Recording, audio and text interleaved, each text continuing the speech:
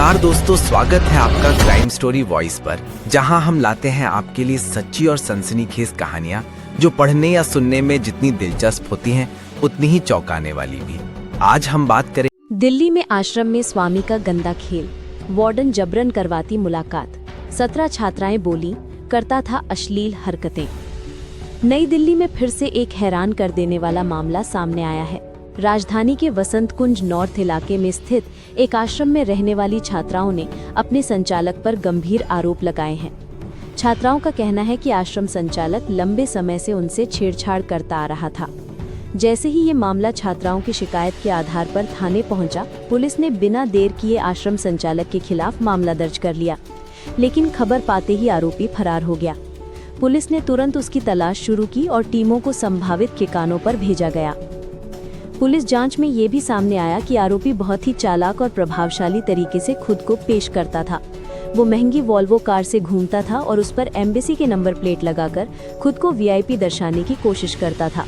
इससे लोगों को भ्रम होता कि उसका किसी दूतावास से संबंध है, जबकि वास्तविकता इससे बिल्कुल अलग थी। आश्रम में रहने वाली छात्राओं ने काफी साहस दिखाते हुए अपनी शिकायत दर्ज कराई। उनका कहना है कि संचालक अक्सर धार्मिक प्रवचन और सेवा की आड़ में नाबालिग और युवतियों के पास जाता और अनुचित हरकत करता। कई छात्राएं चुप रहती थीं क्योंकि वे डरी हुई थीं और सोचती थीं कि कोई उनकी बात पर विश्वास नहीं करेगा। लेकिन आखिरकार कुछ लड़कियों ने हिम्मत जुटाकर इस सच को सामने रखा। इस घटना ने पूरे इलाके में सनसनी फैला दी है। लोग ये सोचकर हैरान हैं कि जहां बच्चों और युवाओं को संस्कार और शिक्षा मिलनी चाहिए थी, वहीं आश्रम का प्रमुख ही गलत कामों में लिप्त निकला।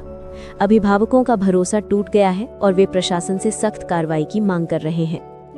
पुलिस अधिकारियों ने बताया कि शिकायत गंभीर है और आरोपी को किसी भी हाल में पकड़ा जाएगा। वसंत कुंज नॉर्थ थाना प्रभारी ने कहा कि आरोपी की गाड़ी और उसके नेटवर्क की जानकारी जुटाई जा रही है। दिल्ली के कई इलाकों में रेड डाली गई है। प्रारंभिक जांच में ये भी पता चला है कि आरोपी ने कई जगहों पर प्रभाव जमाने की कोशिश की थी। वो सामाजिक कार्यक्रमों में बड़े बड़े लोगों के साथ फोटो खिंचवाता और खुद को आध्यात्मिक गुरु बताता। वॉल्वो कार पर एम्बेसी का नकली नंबर लगाकर वो खास पहचान बनाने की कोशिश करता था। यही कारण है कि लोग उस पर शक नहीं करते थे। मनोवैज्ञानिकों का कहना है कि ऐसे मामलों का बच्चों और युवतियों पर गहरा असर पड़ता है। छात्राएं जो सीखने और सुरक्षित वातावरण की उम्मीद लेकर आश्रम में आई थीं, वे अब भय और अविश्वास का अनुभव कर रही हैं। विशेषज्ञों का सुझाव है कि पीड़ित छात्राओं को परामर्श दिया जाए ताकि वे इस मानसिक आघात से बाहर निकल सके।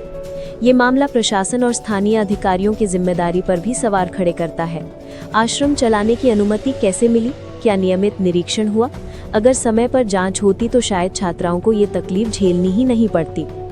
स्थानीय लोग और सामाजिक संगठन इस घटना से आक्रोशित हैं। कई जगहों पर आश्रम के बाहर प्रदर्शन की खबरें भी आई हैं। लोग मांग कर रहे हैं कि आरोपी को कड़ी से कड़ी सजा मिले और भविष्य में ऐसे आश्रमों की पारदर्शी निगरानी हो। ये घटना एक बार फिर साबित करती है कि समाज में विश्वास की आड़ लेकर कुछ लोग किस तरह से मासूमों का शोषण करते हैं। आश्रम जैसे पवित्र स्थान पर भी जब अपराधी मानसिकता वाले लोग घुस जाते हैं तो वो पूरे समाज के लिए खतरे की घंटी है। पुलिस की जांच जारी है और उम्मीद की जा रही है कि आरोपी जल्द ही गिरफ्तार होगा।